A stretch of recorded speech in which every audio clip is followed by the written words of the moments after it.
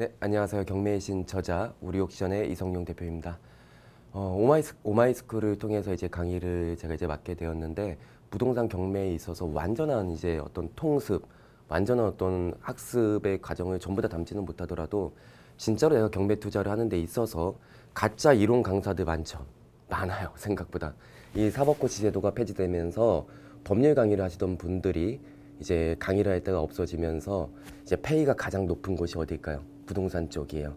그래서 이제 그런 분들이 실무를 하지 않은 상태에서 경매 강의를 많이 하시는데 그런 강의를 듣고서 이제 경매 투자를 막상 하려고 하면은 배운 건 많은데 막상 경매 법정에 가면은 제대로 된 이제 깊이 있는 투자를 하지 못하는 경우가 많아요. 그러니까 그런 것들을 좀 더 저는 이제 방어하고 실질적인 어떤 기본적인 투자를 하더라도 제대로 된 투자, 뿌리 깊은 투자를 할 수 있도록 실마리를 던져드리는 게 제가 오마이스쿨에서 강의의 어떤 목적이고 목표이고 방향입니다. 일단은 강의를 시작하는 데 있어서 최첨단 기술로 제가 넘겼어요. 경매 시장에 대한 이해가 먼저 필요합니다. 기본적으로 경매 투자가 2005년도 이전까지만 해도 아주 기초적인 초보적인 투자를 하더라도 무조건 반값 낙찰이었어요. 반값. 그 이유는 우리 대한민국 시장이 경제가 2005년도까지가 고도성장기의 정점이었단 말이에요. 그때까지만 하더라도 내가 근면성실하고 나태하지만 않으면은 누구나 먹고 살 수 있는 어떤 경제 환경이었어요. 그러다 보니까 재테크, 금융 이런 것에 대한 관심이 덜했었죠.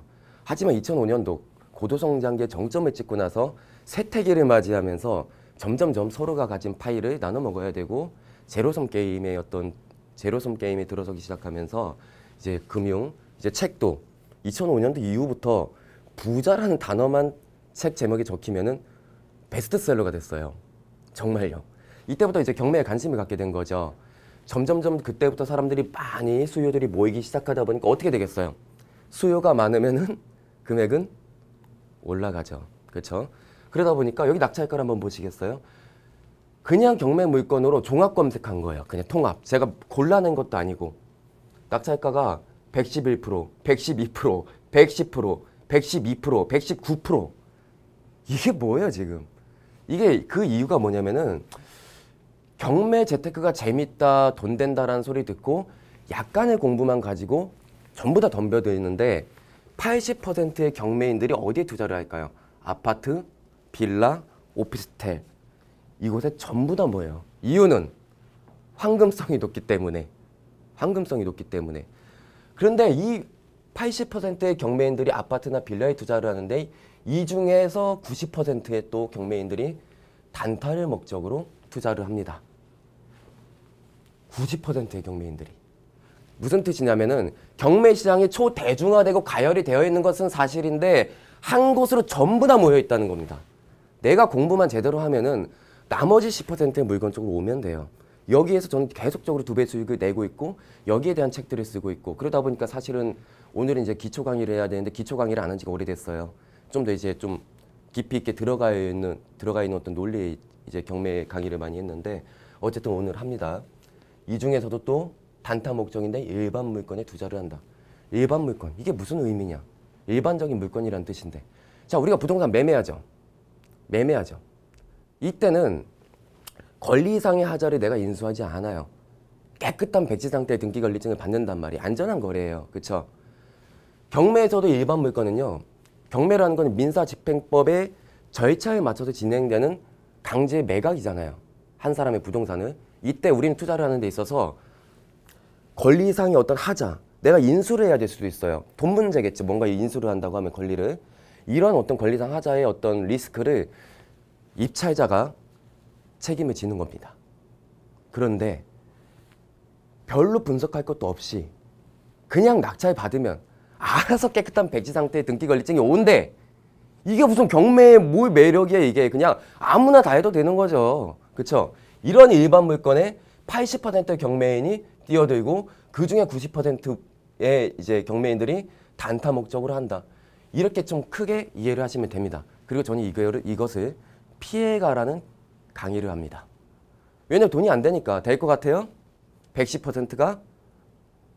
근데 이것도 이제 정확하게 이제 이야기를 드리면은 부동산 감정가예요. 위에가 1억 6,500이라고 적혀 있죠. 감정가는 시세가 아니에요. 사실은 111%라고 적혀 있지만은 사실은 시세보다는 낮게 낙찰이 된 거는 사실입니다. 감정가는 시세가 아니에요. 하지만 이제 실제로는 낙찰을 받고 나면은 아파트 같은 경우에 이 정도 금액대 뭐 1억 6천짜리를 1억 6천대, 2억대 아파트는 정말 전자레인지 하나 살 돈 남아요. 내가 경매 투자를 했는데 전자레인지 살 돈이 남는다니까요. 그럼 왜 고생을 해서 경매를 하십니까? 뭐 일용직 하루만 일해도 뭐 9만 원 일당 떨어지잖아요. 그걸로 전자레인지 사지 뭘 전자레인지 값이 여기서 남깁니까? 이런 것을 이제 피해가는 강의를 할 것이고 한 번 더 넘어가 보도록 할게요. 이제 본격적인 강의가 시작돼야 되겠네요. 권리에 대한 개념부터 잡고 갈 거예요. 아니 아무리 기초 강의지만 왜 이렇게 시시한 것부터 시작하느냐? 아니요. 아주 기초적인 뿌리가 되지 않으면요. 나중에 경매 물건을 분석하는 데 있어서 뿌리가 깊지 않아서 모래성 위에 지은 건물은 무너지죠. 바람이 불면. 같아요. 기초가 탄탄하면은 어떤 복잡함 속에서도 날아다닌다? 그래서 아주 기초적인 것부터 잡고 갈게요. 권리 파트에서 경매. 경매는 뭘까요? 국가가 채무자의 재산을 강제로 매각하는 행위입니다. 왜? 채권자가 채무자로부터 돈을 못 받았어요. 채권자는 뭐예요? 특정 상대방에 대해서 어떤 행위를 요구할 수 있는 권리를 가진 사람이에요. 딱 거기까지의 뜻이. 채무자는 뭐예요? 특정 상대방에 대해서 의무를 이행할 의무를 갖고 있는 사람을 보고 채무자라 그래요. 거기서 더 의미 부여하시면 안 돼요. 법률은 있는 그대로만 해석해야 됩니다. 어쨌든 채무자의 재산을 강제로 매각하는 행위예요. 자, 여기서 권리란 무엇일까? 일정한 이익을 향유하기 위해서 법적으로 인정된 힘이에요. 일정한 이익을 향유하기 위해서 법적으로 인정된 힘을 권리라고 이야기합니다. 다시 이야기하면은 궁극적으로는 국가의 강제력을 동원할 수 있는 힘이다. 국가의 강제력을 동원할 수 있는 힘이에요. 누가 내 자전거를 훔쳐갔어요. 근데 이 사람이 자기는 훔쳐간 적이 없대. 원래 직거래예요. 내가 적어놓은 매직으로 그림 그려놓은 그 표시까지 있는데 직거래요. 이랬을 때 어떻게 해야 돼요? 내 건, 나는 내가 소유권을 갖고 있잖아요. 자전거에 대해서. 근데 이 사람이 거부하죠. 이때 어떻게 해야 돼요? 국가의 강제력을 동원해야 되겠죠. 국가로부터 힘을 빌려야 되겠죠. 내 힘으로 안 되니까. 이때 권리를 인정받고 국가의 강제력을 동원하는 모든 절차를 강제 집행이라고 이야기합니다. 이해하셨습니까? 국가의 강제력을 동원할 수 있는 힘은 권리고 국가의 강제력을 동원하는 모든 어떤 절차들은 강제 집행이라고 라는 용어를 쓴다. 경매하면서 계속 나오는 용어이기 때문에 뿌리를 정확하게 알고 있어야 됩니다. 그래서 이제 제가 좀 판서를 할 건데, 자, 권리에 대해서 보여드릴게요. 칠판 좀 보세요. 자, 갑소유로 인정되는 토지가 있습니다. 그런데 갑이 토지를 가만 냅두면 안 되죠. 활용해야 되죠. 그래서 건물을 짓습니다. 누구 소유예요? 갑이 지었으니까 갑 소유겠죠. 그럼 갑한테는 이 건물에 대해서 토지와 똑같이 소유권이랑 권리가 있죠. 소유권이랑 권리가 있어요. 소유권은요, 사용하고 수익하고 처분할 수 있는 세 가지의 권능을 갖고 있습니다. 자, 그런데 갑자기 여기에 을이라는 인간이 무단으로 점유하고 있는 거예요. 무단으로 살고 있다고요. 어떻게 합니까? 원래는 임대차 계약해야죠. 그쵸? 근데 무단으로 살고 있어요. 이거 불법행위 아니에요? 그쵸? 남의 소유권을 침해하는 행위예요. 자, 보세요. 소유권은 사용하고 수익할 수 있는 권리가 있다고 했죠. 근데 이 사람이 점유하고 있어. 그러면은 사용하고 수익할 수 있는 권능을 침해하고 있는 거 맞나요? 그쵸? 그러면 갑에게는 어떤 권리가 주어질까요? 첫 번째, 을에 대해서 권리가 소유물 반환 청구권. 소유물을 반환하라고 청구할 수 있는 권리가 주어집니다. 맞나요? 맞죠? 또 어떤 게 있을까요? 자, 부당 이득 반환 청구권. 부당한 이득을 취하고 있는 것에 대해서 반환하라고 청구할 수 있는 권리가 있어요. 무슨 말이냐면 어쨌든 무단으로 사용했잖아요. 한 3개월을 사용하다 걸린 거야, 갑한테. 그럼 그 3개월 동안에 대해서 내가 월세를 받았다고 하면 받을 수 있는 갑의 경제적 권리가 있죠. 근데 그걸 침해했죠. 그러면 무상으로 쓰는 게 아니고 네가 3개월 동안 사용한 거에 대해서는 돈 내라. 내라고 돈을. 이해가 되십니까? 그런 거예요. 자, 이때 이 두 가지가 을에 대한 권리가 있어요. 자, 근데 을이 반환을 안 해주고 부당이득도 반환을 못 하겠대. 자, 그럼 어떡합니까? 국가의 강제력을 동원해야 되겠죠. 그래서 소송하는 거예요. 판사님이 땅 반환해라. 소유물 반환하고 부당이득 반환해라. 800만 원이다. 자, 그때부터 판결문을 가지고 강제 집행을 합니다. 국가의 강제력을 동원하는 절차죠. 이게 권리고 권리를 활용하는 방법이에요. 자, 여기서 또 한 가지. 소유물 반환 청구권은 누구에 대해서 하는 거예요? 을에 대해서. 그러니까 채권인 거예요. 이게.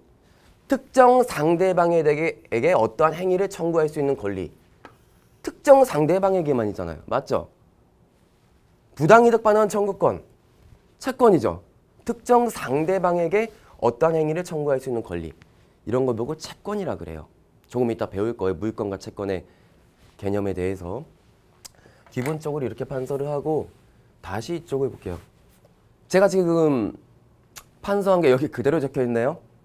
제가 바보 짓을 했네요. 어쨌든 이렇게 되는 것이고요. 또 한번 넘어갑니다. 자, 권리의 발생에 대한 개념을 이제 이해해 보시죠. 권리는요, 어떻게 발생을 할까요? 권리. 첫 번째, 법률 행위. 두 번째, 법률의 규정에 의해서 권리라는 게 만들어집니다. 자, 법률 행위는요. 아니, 어렵게 설명할 필요가 없는 거예요. 그냥 약속한 거예요. 약속.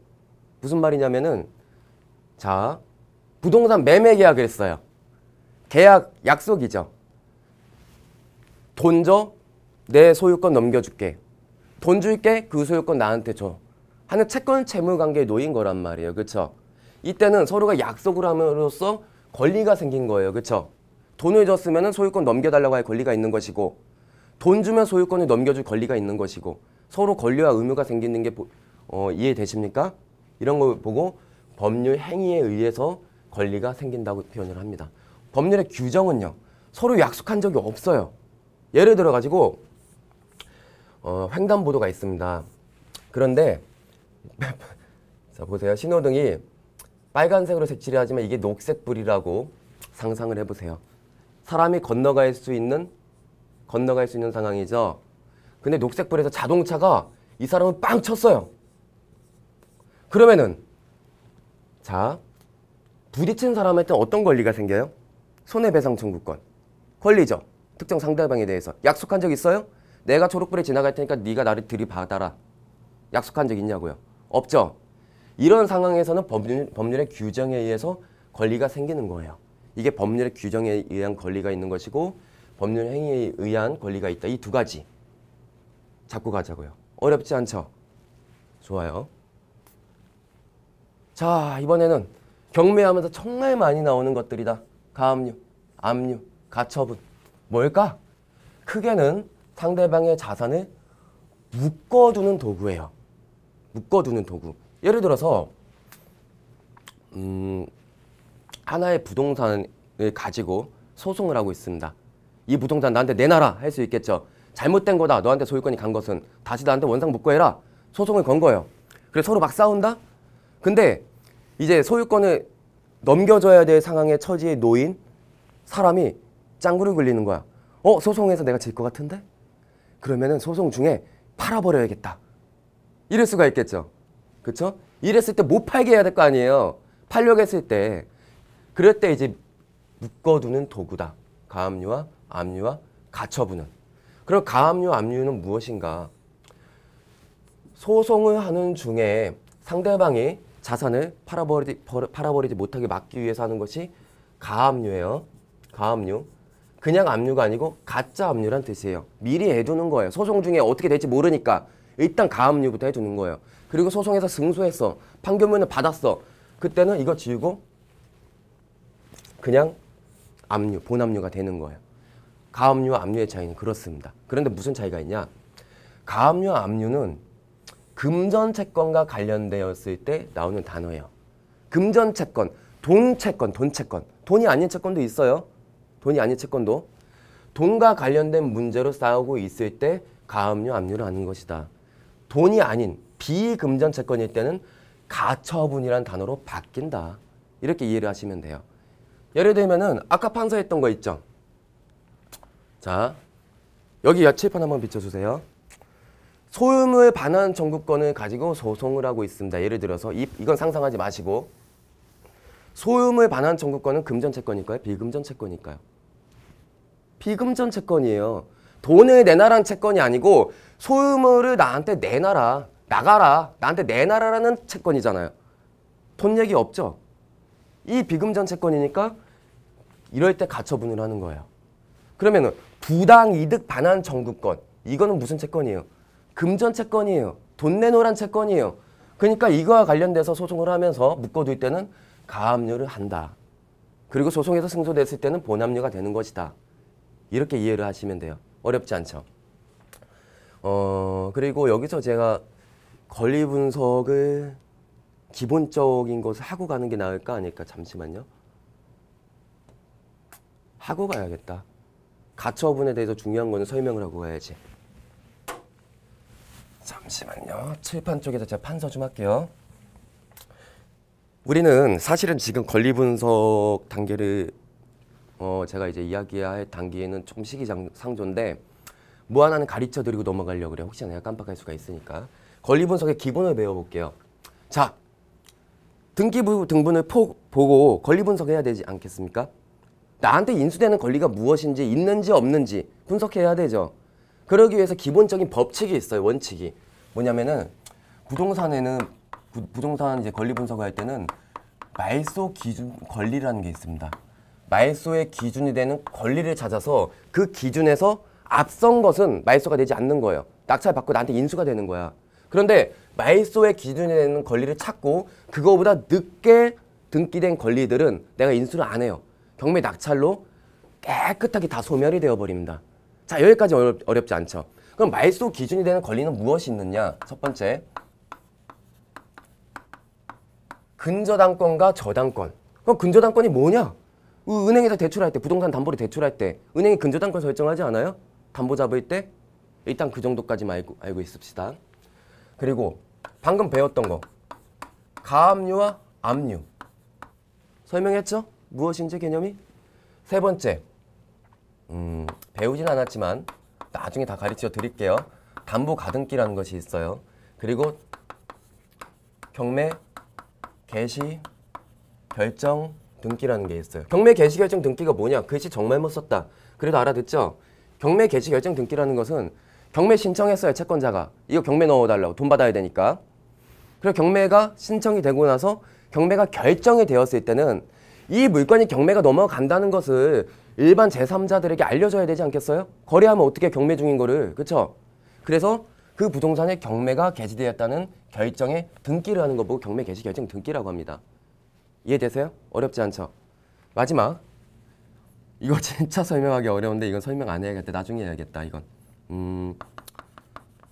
나중에 하면 이해가 될 거예요. 배당 요구 또는 경매를 신청한 전부 전세권자. 뭔 말이 이러냐? 아무튼 나중에 다 아시게 될 거예요.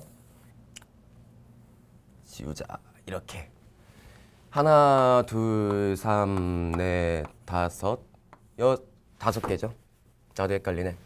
이 다섯 가지의 권리 중에서 1등으로 등기된 권리가 말소 기준 권리인 거예요. 날짜 순으로. 예를 들어 가지고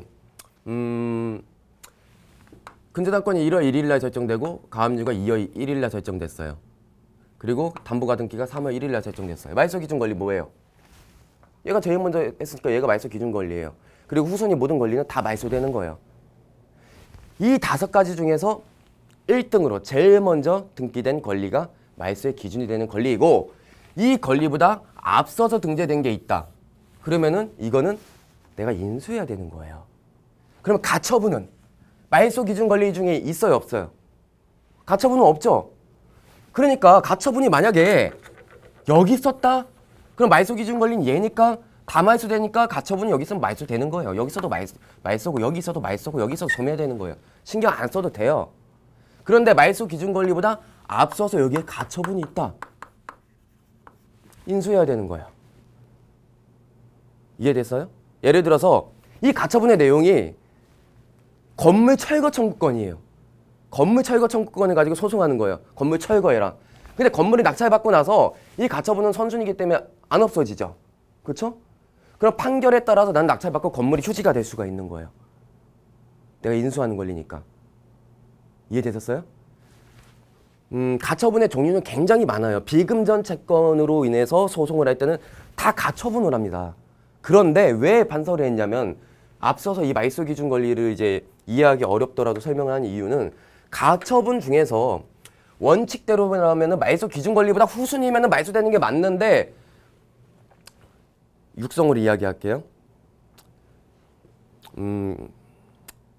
소유물 반환 청구권, 소유물 반환 청구권, 소유권 내놔라 나한테, 이거와 건물 철거 청구권의 권리, 이 2가지의 가처분은 사실 후순위라도 말소되지 않아요. 이게 예외인 거예요. 원칙이 있으면 예외가 있는 거잖아요. 이런 것들이 대단히 중요한 거예요.